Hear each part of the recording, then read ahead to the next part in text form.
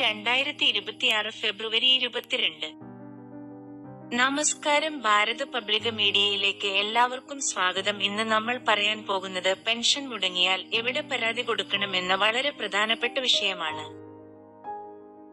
ആദ്യം നിങ്ങളുടെ ഗ്രാമപഞ്ചായത്ത്, മുനിസിപ്പാലിറ്റി അല്ലെങ്കിൽ കോർപ്പറേഷൻ ഓഫീസിൽ നേരിട്ട് പോയി പെൻഷൻ വിഭാഗത്തിൽ എഴുതി പരാതി നൽകണം. Pension ID number, Aadhaar number, bank account വിശദാംശങ്ങൾ എന്നിവ കയ്യിൽ കരുതണം.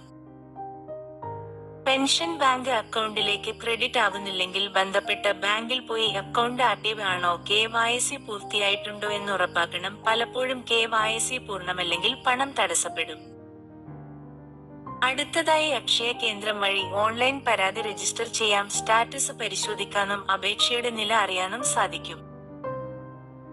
ജില്ലയിലെ സാമൂഹ്യ സുരക്ഷാ മിഷൻ ഓഫീസിൽ നേരിട്ട് പരാതി നൽകാനും സാധിക്കും. ആവശ്യമായ രേഖകൾ സഹിതം അപേക്ഷ സമർപ്പിക്കണം. ഓൺലൈനായി മുഖ്യമന്ത്രിയുടെ പബ്ലിക് ഗ്രീവൻസ് പോർട്ടൽ വഴി പരാതി നൽകാനും കഴിയും. പരാതി നൽകിയ ശേഷം രജിസ്ട്രേഷൻ നമ്പർ സൂക്ഷിക്കണം.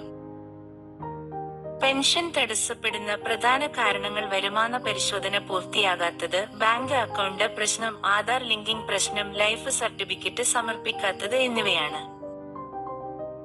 സർക്കാർ ആനുകൂല്യങ്ങൾ സമയത്ത് ലഭിക്കാൻ രേഖകൾ ശരിയായി നിലനിർത്തണം. സാമ്പത്തിക കാര്യങ്ങളിൽ ജാഗ്രതയോടെ ചിന്തിക്കാൻ പ്രേരിപ്പിക്കുന്ന കൂടുതൽ വിവരങ്ങൾക്കായി ഭാരത് പബ്ലിക് മീഡിയ തുടർന്നും കാണുക.